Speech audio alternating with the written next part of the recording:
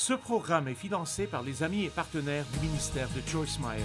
Le plan de Dieu nous dépasse lorsque nous traversons des situations difficiles.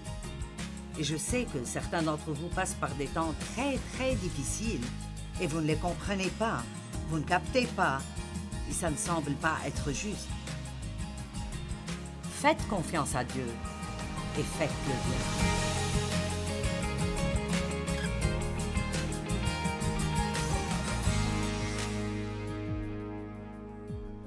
Vous pouvez prendre une décision à l'avance avant d'être blessé sur comment vous allez réagir.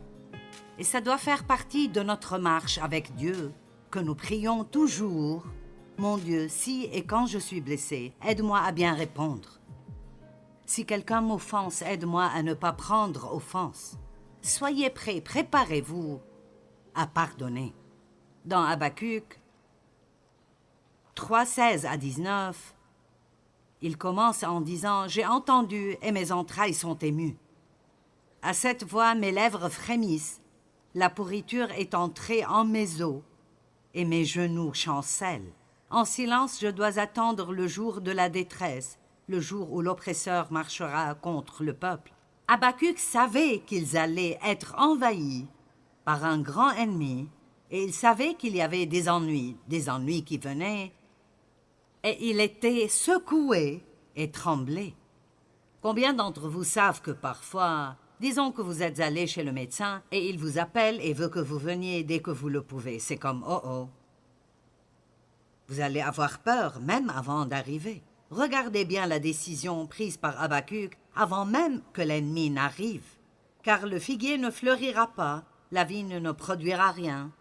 Le fruit de l'olivier manquera, les champs ne donneront pas de nourriture, les brebis disparaîtront du pâturage et il n'y aura plus de bœufs dans les étables. En d'autres termes, peu importe la gravité des problèmes, je choisirai de me réjouir en le Seigneur.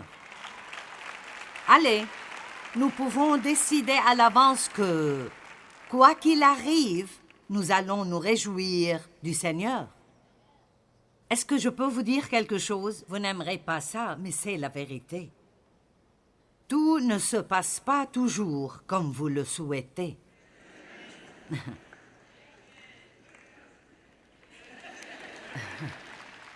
Bienvenue dans la réalité. Ce n'est pas un film. Ce n'est pas un feuilleton. Les gens sont méchants. Ils sont égoïstes et égocentriques. Ils vont profiter de vous. Vous allez être blessé. Mais vous pouvez faire un choix. Vous n'avez pas à détester les gens parce qu'ils sont méchants. Vous pouvez avoir de la compassion pour eux et être désolé pour eux. Et c'est vraiment ce que nous sommes censés faire. Je suis arrivée au point avec mon père où je me sentais tellement mal pour lui parce qu'il n'a jamais eu de vie. Il n'a pas eu un bon départ. Il n'a pas appris comme il faut. Et cela ne justifie pas ce qu'il a fait. Ce n'était pas bien et il le savait bien, mais il n'avait pas de vie. Quand il est mort, il n'y avait personne à ses funérailles. Tout le monde s'en foutait. Il ne manquait à personne. À la fin de sa vie, il n'avait que des regrets. Vous ne voulez pas avoir 90 ans et regarder en arrière et n'avoir que des regrets. Ayez quelque chose à vous rappeler dont vous pouvez être heureux. Toutefois, je veux me réjouir en l'Éternel, je veux me réjouir dans le Dieu de mon salut. L'Éternel, le Seigneur, est ma force. Il rend mes pieds semblables à ceux des biches et il me fait marcher sur mes lieux élevés. Et la Bible amplifiée dit que les lieux élevés sont défis et responsabilités. Allez, agissez comme si vous l'aviez compris.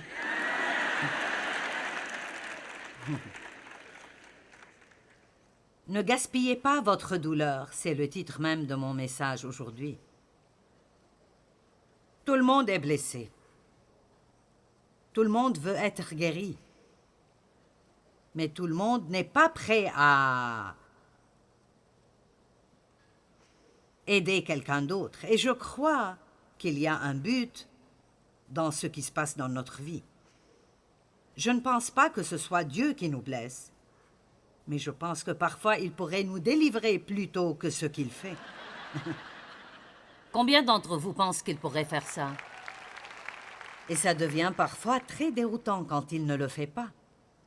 Si tu peux me délivrer maintenant, pourquoi devrais-je attendre un an avant que tu le fasses? Parce que pour être honnête, nous sommes comme des enfants. Et parfois, il faut laisser les enfants avoir mal un petit moment pour payer le prix de ce qu'ils ont fait. Pourquoi? Parce que vous les aimez et vous voulez qu'ils apprennent à ne pas recommencer. Amen? Donc, si je me suis mis dans un pétrin par manque de connaissances, par des mauvais choix ou par la désobéissance, parfois la meilleure chose que Dieu puisse faire pour moi n'est pas de venir me délivrer rapidement, mais me laisser apprendre une bonne leçon, parce que vous gagnez toujours de l'expérience à travers les choses que vous traversez. Et je tiens à vous dire aujourd'hui que Dieu cherche des personnes pour travailler dans son royaume, mais il veut des gens avec de l'expérience. Amen. Vous pouvez avoir 5 diplômes universitaires sans avoir autant de valeur que quelqu'un qui n'est pas diplômé, mais qui a 5 ou 10 ans d'expérience.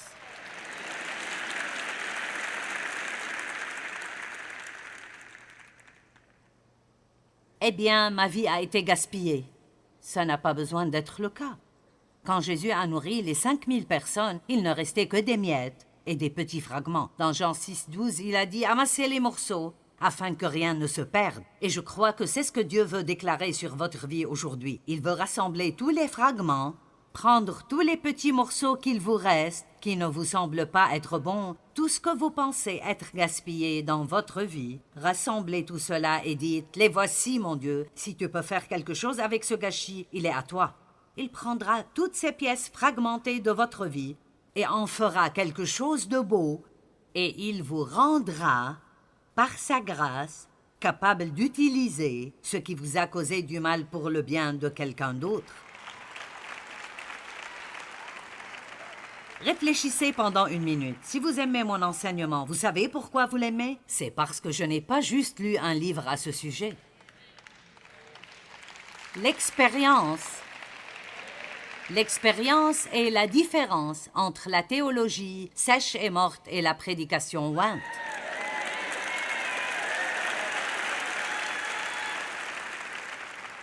Voulez-vous que je le répète? L'expérience est la différence entre la théologie sèche et morte et la prédication ointe qui change votre vie quand vous l'entendez. C'est pourquoi 2 personnes pourraient vous prêcher le même message, et si l'un d'eux vous fait un sermon qu'il a tiré d'un livre, il pourrait vous faire dormir. Et vous pouvez entendre le même message, les mêmes paroles de quelqu'un qui l'a vécu et traversé, et c'est puissant, et ça vous transperce le cœur et change votre vie. Et je vous dis la vérité, je n'essaye pas d'enseigner des choses sur lesquelles je ne sais rien. Quelqu'un m'a dit récemment, « Je pense que tu devrais faire une série sur l'Apocalypse. » J'ai dit, « Non, pas du tout. »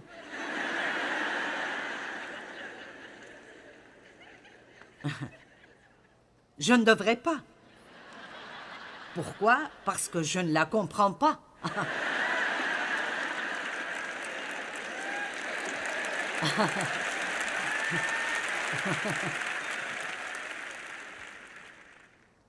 Et je sais que c'est important. Et j'ai lu l'Apocalypse parce que la Bible dit que vous êtes bénis quand vous le faites. Mais il existe 1000 théories différentes sur la fin des temps. Et je vais vous dire ce qu'est ma théorie. Être prêt à partir à tout moment.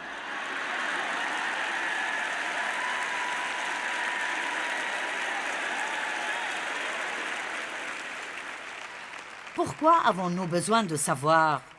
Je veux dire, Paul pensait qu'il vivait dans les derniers jours. Aussi, nous disons tous que Jésus reviendra bientôt. Eh bien, je sais une chose, s'il vivait dans les derniers jours, le dernier des derniers jours est plus proche maintenant. Et donc, je ne sais pas si Jésus reviendra durant ma vie, mais ce qui me rend heureuse, c'est qu'il peut venir me prendre ce soir et je suis prête.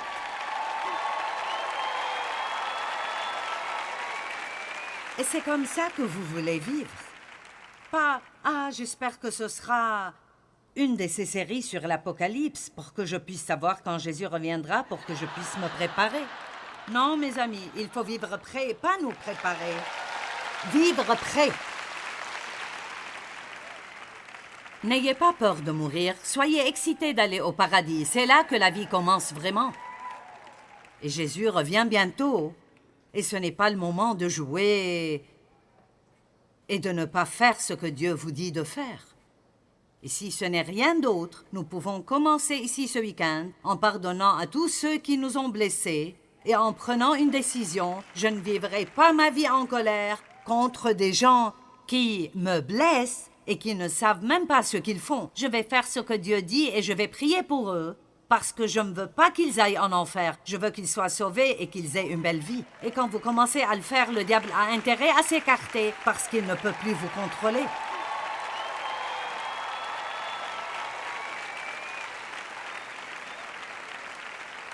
Nous avons le feu du Saint-Esprit qui travaille ici aujourd'hui. Maintenant, je suis au milieu de 20 messages et je ne sais pas ce que je fais. Laissez votre désordre devenir votre ministère. Je parlais à une fille l'autre jour et sa vie s'est avérée tellement différente de ce qu'elle pensait qu'elle serait. Je me souviens d'elle avant le mariage et il me semblait qu'elle serait une très bonne prédicatrice. Elle a travaillé avec nous dans notre ministère de prison. Et elle s'est mariée. Elle a eu une fille et sa première fille avait une paralysie cérébrale et était autiste en plus de cela. Et donc elle a eu un parcours difficile. Elle a eu un petit garçon et ils lui ont dit qu'il était autiste. Elle s'est opposée à cela et a dit non, il ne l'est pas. Et il a fini par aller bien. Mais au lieu d'être amère et aigre, parce que sa vie ne s'est pas déroulée comme elle le pensait, elle en a fait un ministère maintenant. Elle essaye de travailler avec autant d'églises que possible pour les amener à avoir un programme spécial, une salle spéciale, et elle demande à des volontaires de s'occuper des enfants qui ont des besoins spéciaux le dimanche matin pour que les parents puissent avoir une fois par semaine où ils vont ensemble à l'église.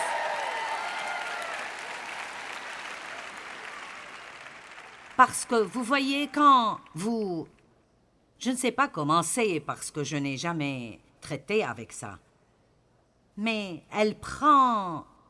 Quand vous prenez quelque chose de mauvais et vous le renversez et essayez de faire quelque chose de bien avec, ça atténue beaucoup votre douleur. Cela ne signifie pas que ce n'est pas difficile quand ça arrive.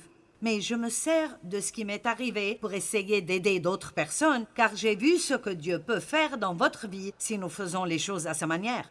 Le monde voit les choses différemment et ne comprend pas que vous pouvez vivre une tragédie et en sortir triomphalement et en fait meilleur que vous ne l'étiez avant de la traverser.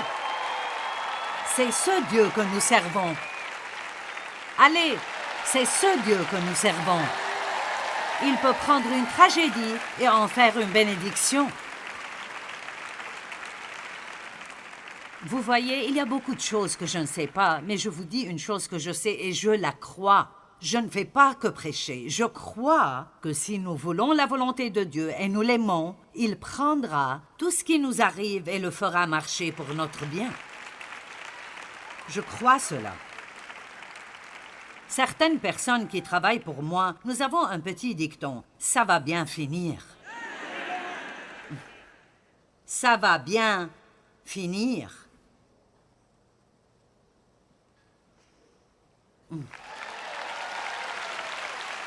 Allez, peu importe ce que vous traversez en ce moment, si vous faites les choses à la manière de Dieu, ça va bien finir. Maintenant, je ne fais aucune promesse aux désobéissants. Mais si vous êtes prêts à aimer Dieu et à faire ce qu'il vous dit de faire, allez.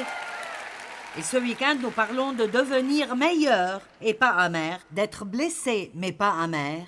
Et cela veut dire abandonner toutes ces ordures du passé sans pour autant donner des excuses. Tu ne sais pas ce qu'ils m'ont fait, Tu ne sais pas comme c'est difficile. Je sais combien c'est difficile. Dieu ne nous aime pas pour faire des choses faciles. Nous avons le pouvoir du Saint-Esprit dans notre vie parce que nous pouvons le faire. Écoutez-moi, nous pouvons faire tout ce que Dieu nous dit de faire parce qu'il nous aide à le faire. Vous pouvez pardonner. D'accord, 2 Corinthiens 1, 3 et 4. Écoutez, béni, loué et adoré avec gratitude soit Dieu, le Père de notre Seigneur Jésus-Christ, le Père des miséricordes et le Dieu de toute consolation. Maintenant, le verset 4, qui nous console dans toutes nos afflictions, afin que, par la consolation dont nous sommes l'objet de la part de Dieu, nous puissions consoler ceux qui se trouvent dans l'affliction. Donc, que dit-il ici? Il dit, d'accord, quand vous avez un problème, vous pouvez faire appel au Dieu de tout réconfort, le Dieu de la miséricorde, et il viendra vous réconforter. Mais il y a un objectif plus profond que cela. Il veut vous réconforter. Vous avez été blessé, il veut vous guérir. Maintenant, il veut que vous alliez aider quelqu'un d'autre. Parce que vous avez vu et expérimenté ce que Dieu a fait pour vous, maintenant vous êtes autorisé et vous avez l'expérience pour aller dire à quelqu'un d'autre, Dieu peut te réconforter dans cette situation. Il peut t'aider dans ça et ils vont vous croire, non pas parce que vous êtes convaincant, mais parce qu'il y a une onction sur votre vie à cause de ce que vous avez vécu. Quand vous traversez des choses, vous en sortez avec une onction. Allez, la dame qui a oint les pieds de Jésus, elle a dû casser la jarre. Il faut faire quelque chose pour que l'huile de l'onction puisse sortir. Si vous étudiez comment ils ont obtenu cette huile, elle vient de graines qu'il fallait écraser pour obtenir l'huile. Et parfois, notre chair doit être écrasée pour que Dieu puisse arriver aux bonnes choses qui sont à l'intérieur de nous et qui vont vraiment aider les gens. Amen. Combien de fois avons-nous dit à Dieu « Ceci me tue » Et un jour, j'ai enfin compris que c'est en fait vrai. C'est vraiment en train de me tuer pour que le Christ puisse vivre à travers moi. Vous m'entendez? Je ne peux pas supporter ça. Si, vous le pouvez. Sinon, vous ne le traverseriez pas. D'accord, Dieu vous réconforte. Et qu'attend-il de vous? Il s'attend à ce que vous réconfortiez quelqu'un d'autre. Dieu ne nous guérit pas juste pour que nous puissions nous sentir bien.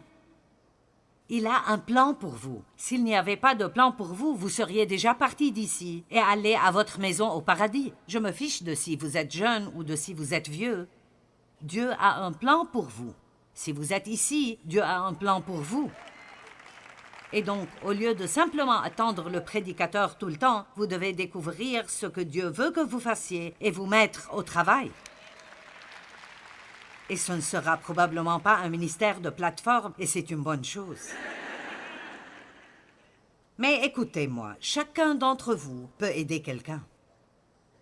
Chacun d'entre vous peut aider quelqu'un. Chacun peut mettre un sourire sur le visage de quelqu'un. Vous pouvez améliorer la vie de quelqu'un, et alors vous serez si heureux que vous ne pouvez presque pas vous contrôler. Le plan de Dieu nous dépasse lorsque nous traversons des situations difficiles.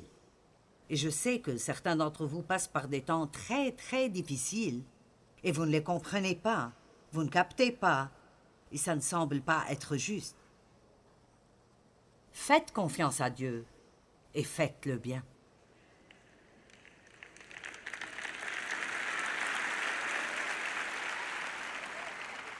Vous savez, je ne sais pas si vous avez déjà remarqué cela ou non, mais j'ai remarqué dans ma vie que j'ai parfois un problème très grave auquel je n'y peux rien. Il n'y a rien, aucun moyen pour moi de résoudre mon problème.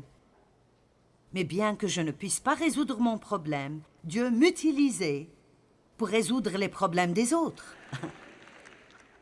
Maintenant, c'est un peu gênant. C'est comme... D'accord, pourquoi Me laisses-tu les aider et je ne peux pas m'aider moi-même? Eh bien, c'est très simple. Dieu ne veut pas que nous nous aidions nous-mêmes. Il veut qu'on s'entraide. Amen. Et donc, voici comment cela fonctionne. Quand je tends la main et je vous aide, alors Dieu tend la main et m'aide à moi. Mais si j'essaye seulement de m'aider moi-même et je n'ai pas de temps pour vous, alors tout ce que je fais est gaspiller mon temps et je ne suis jamais aidé. Comprenez-vous cela? Donc, si vous avez un problème, arrêtez d'essayer de vous réparer. Faites ce que Dieu vous dit de faire. Mais soyez une bénédiction pour quelqu'un d'autre. Si seulement nous pouvions agir comme de vrais chrétiens.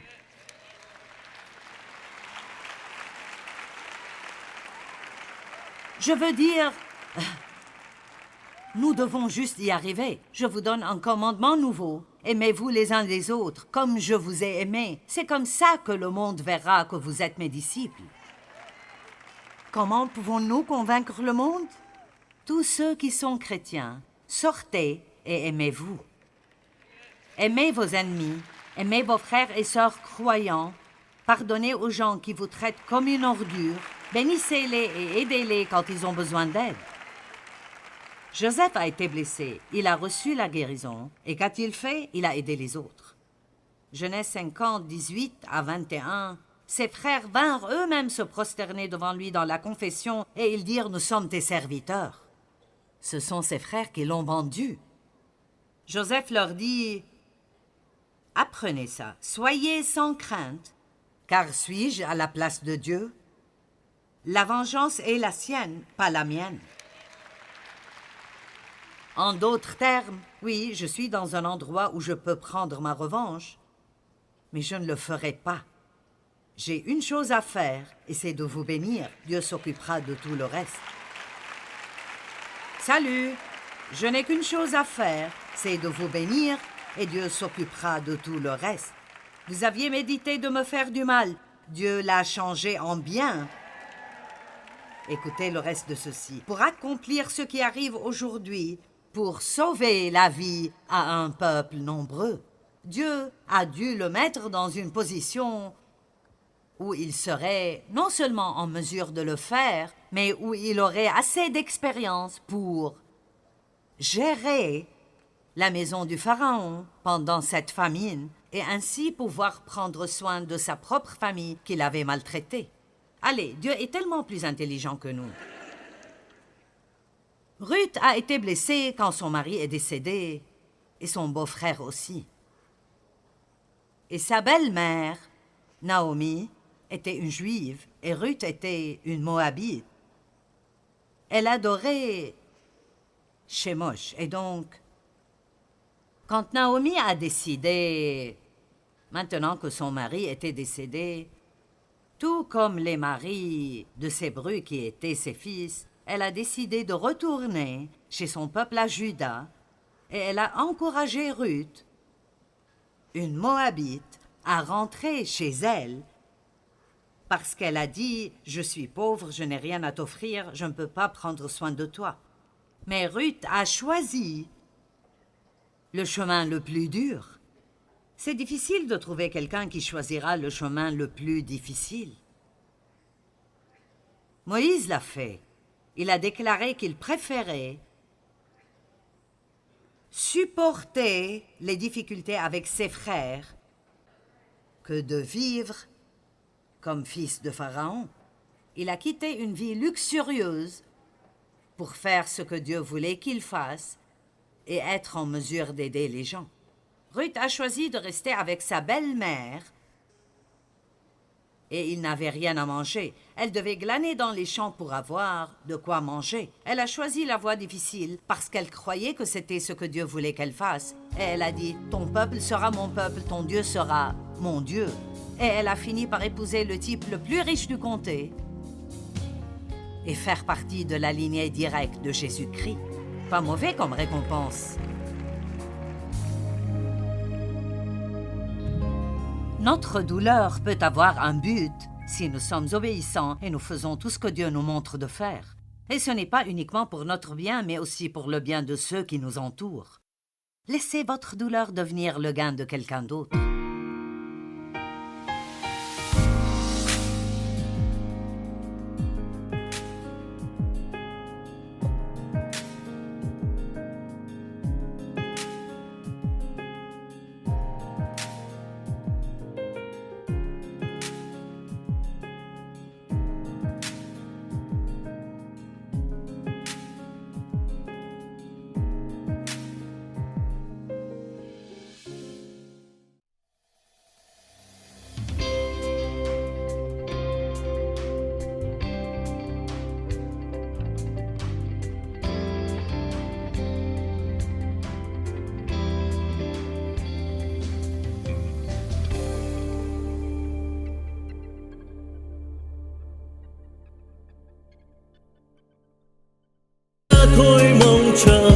vậy sao bật khóc trong ngu ngơ.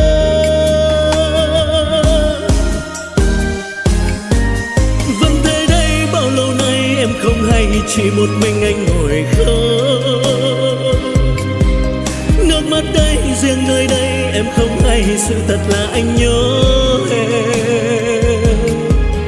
Người giờ đã xa, lời hẹn ước đâu rồi. Nước mắt đây rơi biết bao lâu thì khô.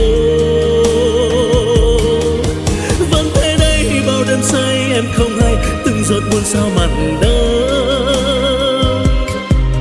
Nhưng lúc ấy anh loay hoay trong cơn say, lại nhầm rằng em ở đây. Người giờ đổi thay, tình mình vẫn đong đầy.